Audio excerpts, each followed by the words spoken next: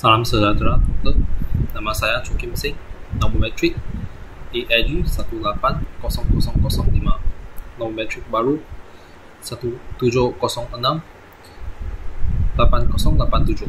Rekan saya Tan King Song. Nama saya Tan King Song, nomor metrik lama AIG 1800032 dan baru 1707456. Saya akan membentangkan tentang pembangunan ekonomi Korea Utara. Yang pertama, saya akan perkenalan tentang ekonomi Korea Utara. Sistem ekonomi Korea Utara adalah sistem ekonomi pusat, iaitu kerajaan pusat Korea Utara membuat segala keputusan ekonomi dan kebebasan ekonomi yang dimati oleh rakyat Korea Utara adalah sedikit sahaja. Hal ini bermakna kebanyakan harga barangan, jenis barangan, dan bilangan keluaran barangan ditetapkan oleh kerajaan Korea Utara, dan bukannya mekanisme pasaran seperti kebanyakan negara lain di dunia. Sistem ekonomi berpusat berasas daripada ideologi Lenin Marxism, dan beberapa perubahan telah dibuat untuk menyesuaikan dengan kebudayaan Korea. Ideologi yang baru ini dikenali sebagai Juche. Sistem ekonomi di bawah kerajaan yang berideologi Lenin Marxism bermakna ekonomi Korea Utara mendekati ideologi komunisme dan sosialisme. Walau bagaimanapun, kepentingan kuasa pasaran dalam ekonomi Korea Utara telah semakin meningkat sejak Kim Jong-un mengambil alih kuasa sebagai pemimpin Agung Korea Utara. Peniaga dibenarkan untuk menjual barangan keluaran lebihan dengan harga pasaran setelah memenuhi kuota yang ditetapkan oleh kerajaan. Seterusnya, saya akan menerangkan sejarah modernisasi Korea Utara. Apabila Jepun berjaya menjajah semenanjung Korea, mereka berpendapat bahawa bahagian utara Korea Utara yang banyak gunung dan semai sesuai untuk dibangunkan sebagai zon perindustrian terpadat, terutamanya perindustrian berat. Oleh itu, orang Jepun banyak membina kilang di kawasan utara semenanjung utara. Korea Utara dijadikan sebagai tapak penghasilan. Oleh itu, orang Jepun banyak membina kilang di kawasan utara semenanjung Korea. Korea Utara dijadikan sebagai tapak penghasilan sumber semula jadi dan pengeluaran barangan terutamanya hasil kilang daripada industri berat. Penjajahan orang Jepun berjaya mentransformasikan Korea Utara daripada satu negara pertanian kepada sebuah negara yang mengutamakan sektor kedua, iaitu sektor perindustrian. Pembangunan ekonomi di bahagian utara juga dapat dilihat daripada infrastruktur yang semakin berkembang di bawah jajahan Jepun. Contohnya, landasan kereta api dibancangkan dan berhubung dengan kawasan perdagangan dan perombongan kepada pelabuhan. Pada masa yang sama, jalan raya dan pelabuhan juga dibina dan ditambah baikkan. Sistem pautan yang semakin berkembang menjadi salah satu tanda perkembangan ekonomi yang semakin pesat. Selain daripada sistem perangkatan yang mengalami perkembangan pesat di bawah pemerintahan kerajaan penjajahan Jepun, sistem perhubungan turut diutamakan oleh kerajaan pemerintahan Jepun. Pengembangan sistem pengangkutan dan sistem perhubungan ini membenarkan Korea menyertai perdagangan domestik dan anggaran bangsa dengan aktif dalam pasaran faktor pengeluaran dan pasaran barangan. Selain itu, perkembangan ekonomi juga boleh dilihat daripada indikator lain seperti tahap kesihatan awam dan kadar celik huruf dalam kawasan tersebut. Kerajaan penjajahan Jepun telah memperkenalkan sistem perubatan moden ke semenanjung Korea dan hospital turut dibina. Sistem pendidikan turut merupakan sebahagian daripada usaha kerajaan Jepun untuk membangunkan semenanjung Korea. Institusi pendidikan moden dibina untuk menggantikan sekolah tradisional yang menggunakan gaya klasik Cina sebagai bahan bacaan. Setelah Jepun menyelah kalah pada tahun 1945, kekuatan ekonomi Korea Utara jauh lebih kuat daripada Korea Selatan kerana pembangunan Jepun yang lebih mementingkan kawasan utara. Namun begitu, keadaan mula untuk berubah sejak Perang Korea berlaku. Ramai rakyat Korea Utara melarikan diri ke Korea Selatan. Tambahan pula, Korea Utara telah mengalami kematian dan kemusnahan infrastruktur yang besar semasa Perang Korea. Sekarang saya akan menerangkan beberapa dasar ekonomi yang penting dalam sejarah pembangunan ekonomi Korea Utara. Yang pertama adalah pergerakan Cholima. Kim Il-sung telah memulakan pergerakan Cholima pada tahun 1956. Perlu disamakan sebagai Cholima, iaitu kuda yang mampu berlari 1000 batu dalam satu hari. Tujuan pergerakan ini adalah untuk menggalakkan buruh di Korea Utara untuk menghasilkan pengeluaran yang melebihi limit. Pada mulanya, rancangan ini berjaya dan hasil keluaran meningkat. Walau bagaimanapun, rancangan ini yang berjangka dengan konsep ekonomi tidak mampu mengandalkan kejayaannya. Peningkatan perlahan semakin lambat dan mula menurun sejak pertengahan tahun 1960-an. Hal ini demikian kerana pergerakan Cholima hanya mementingkan peningkatan pengeluaran dan tidak ambil kira faktor lain. Kegagalan pergerakan ini tidak diiktiraf oleh kerajaan Korea Utara kerana butiran sintetis tidak diumumkan. Kerajaan Korea Utara amat mementingkan pergerakan ini kerana ia merupakan rancangan pergerakan rakyat yang pertama di sejarah Korea Utara. Oleh itu, kuda bersayap menjadi ikon penting yang menyembangkan kerajinan dan kesusahan rakyat Korea Utara. Dasar yang seterusnya adalah cara Chongsan-ni yang diperkenalkan oleh Kim Il-sung semasa beliau mengunjung ke ladang kerjasama Chongsan-ni di daerah Pyongan pada Februari 1960. Idea ini dipengaruhi oleh pergerakan The Great Leap Forward yang diperkenalkan oleh Mao Zedong di China. Pemimpin Korea Utara berpendapat bahawa sebab pengeluaran hasil pertanian rendah adalah petani kurang motivasi.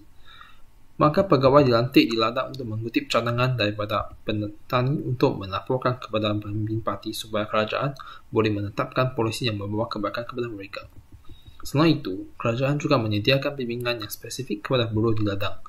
Insentif khas seperti gelaran khas, cuti bergaji diberi kepada pekerja yang berpengeluaran tinggi. Hasil pengeluaran sektor pertama pertanian telah berjaya meningkat. Hal ini demikian kerana pekerja dibagi kepada kumpulan kerja yang kecil dan berkongsi insentif yang diterima. Polisi yang seterusnya adalah sistem kerja Taian yang diperkenalkan oleh Kim Il-sung pada Disember 1961.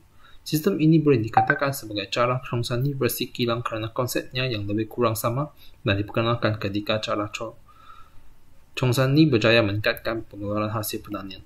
Dalam sistem kerja Taian ini, orang yang berkuasa untuk membuat keputusan bagi sesebuah kilang adalah pemimpin parti pekerja Korea cawangan kilang tersebut yang dilantik oleh parti pihak atasan. Ahli parti bagi sesebuah cawangan kilang tersebut termasuk pengurus, setiausaha cawangan parti dan ketua jurutera. Pengurusan kilang boleh dibagi kepada dua bahagian yang diketuai oleh ketua jurutera dan ketua setiausaha parti.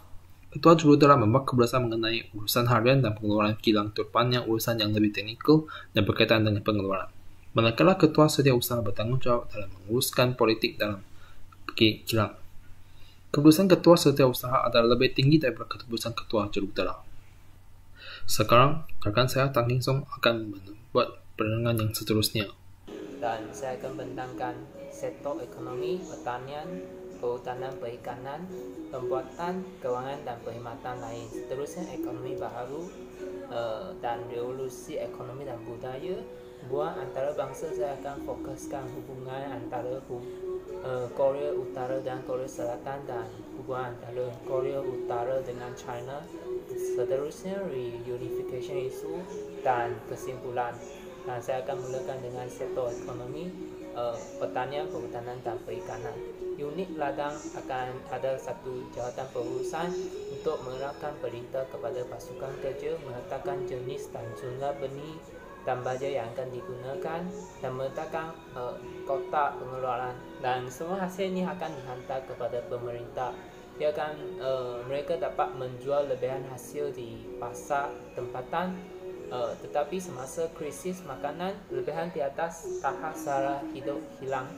Penternakan tertumbuh di kawasan yang kurang sesuai untuk penanaman tanaman, dan bahagian dalam utara mengandungi banyak hutan simpan yang besar.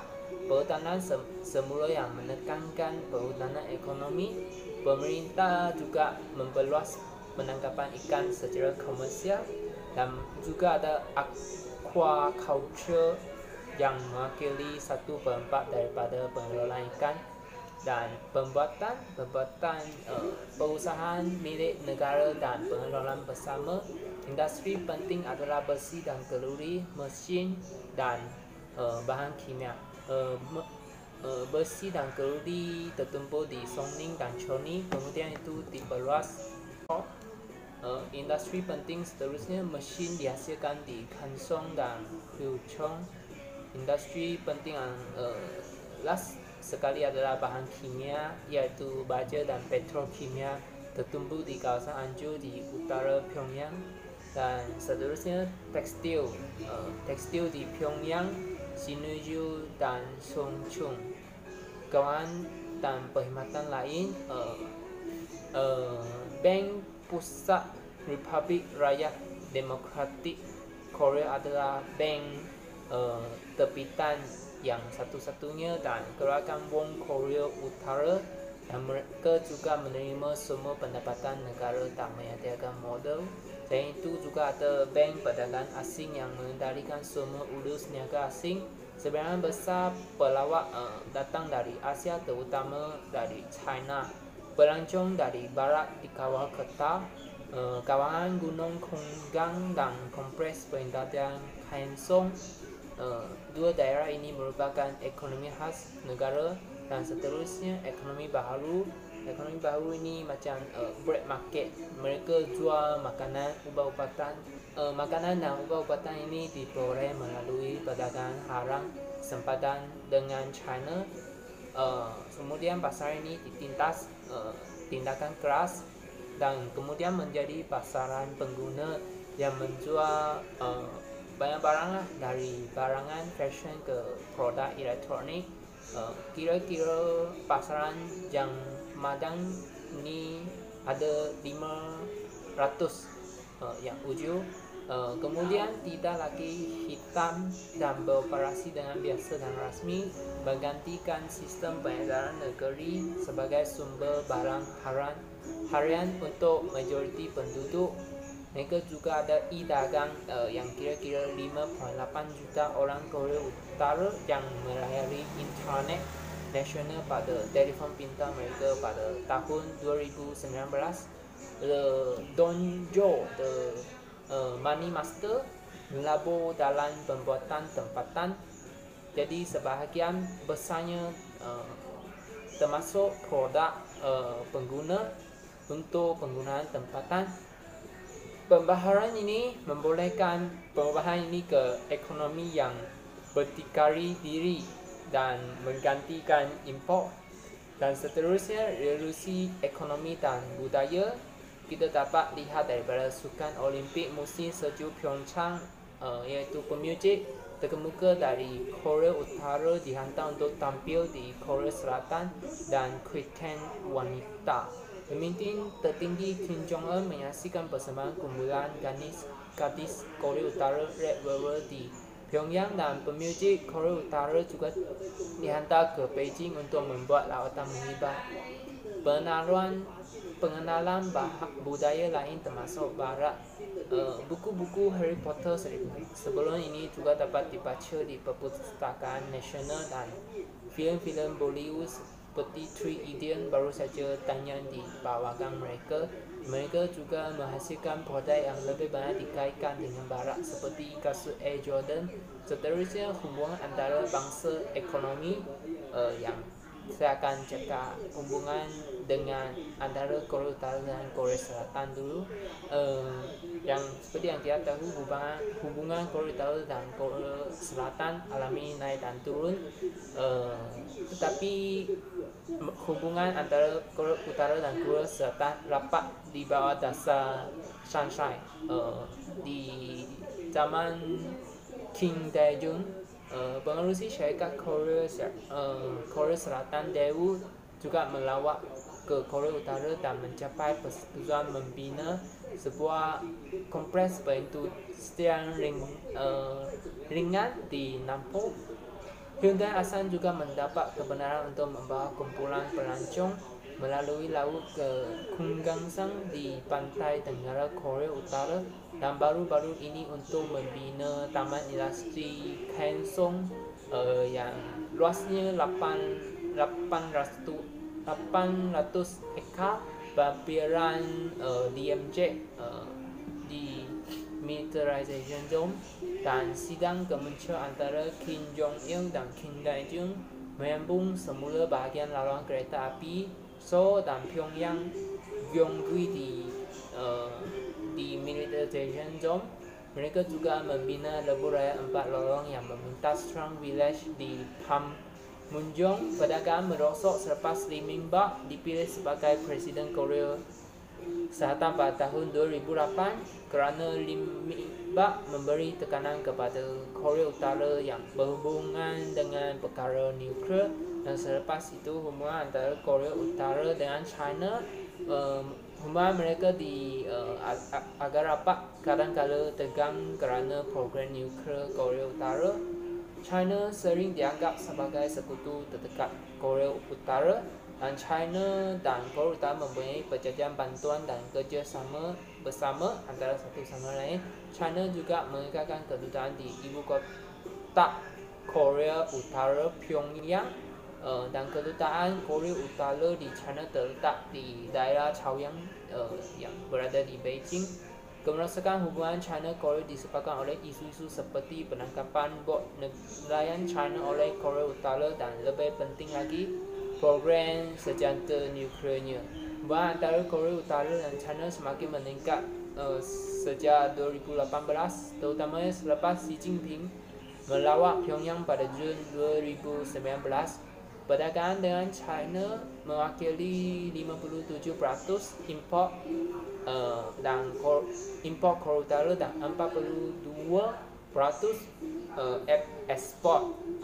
Import terutama terdiri pada minuman, makanan, produk pertanian lain, bahan bakar mineral dan tekstil. Ekspor merangkumi haiwan hidup, produk pertanian, tekstil dan pakaian, mesin dan bahan bakar minyak dan pelinci. Yang last, reunification isu. Korea Utara dan Korea Selatan mempunyai ideologi yang sangat berbeza. Korea Utara ekonomi yang dirancang secara berpusat, memberi tumpuan kepada pelombongan sumber semula. Jadi Korea Selatan ekonomi yang berkembang pesat dan mempunyai pasaran bebas, berusaha ke arah integrasi pasaran global dan pengembangan sektor teknologi tinggi. Perbezaan inilah yang dapat membuat penyataan Korea menjadi perubahan dalam ekonomi global. Ekonomi Korea yang bersatu dapat melampaui saiz ekonomi Jerman dan Jepun kerana mengambil negara dengan ekonomi pasaran yang sudah mantap dan produktif, iaitu Korea Selatan, dan menyediakannya dengan buruh murah dan bahan mentah, iaitu dari Korea Utara. Terdapat juga beberapa perubahan utama yang mungkin menyebabkan sedikit harapan. Yang kita boleh lihat, Kim Jong-un berulang kali menyebut penyatuan semula dan juga menangani perjanjian untuk melakukan perdamaian. Parti Moon Jae-in yang berjuang untuk hubungan yang lebih baik dengan Utara juga memenangi banyak kursi dalam pilihan yang baru-baru ini. Yang kesimpulannya, Korea Utara merupakan negara komunis dan ekonominya tak asing, dan ekonominya juga diktator, iaitu ekonomi yang dikawal ketat atau dirancang. Pemerintah membuat segala keputusan mengenai perkembangan ekonomi, dan doktrin Korea Utara mengenai juche, iaitu self-reliant dan shogun military first, menumpukan pada perbedaan untuk keterangan dan nuklear. Kim Jong-un kerana meletakkan cita-cita nuklear mengatasi pembangunan ekonomi, dan sebab program nuklear dia menghadapi sekatan oleh Amerika Syarikat dan bergantung pada tanah besar sekutunya China untuk mendapatkan sokongan ekonomi dan diplomatik. Mungkin Kim Jong-un Kim Jong-un nak memodernkan ekonomi, tapi kawalan yang dimiliki pemerintah terhadap ekonomi tidak mungkin negara itu dapat mencapai tujuan pertumbuhan. Korea Utara mungkin tidak maju dari segi ekonomi, tetapi kenapa China dan Rusia melabur di Korea Utara? Kerana Korea Utara mempunyai banyak sumber semula jadi yang perlu diterokai, yang bertrilion-trilion nilainya, nilai tinggi lah. Terima kasih.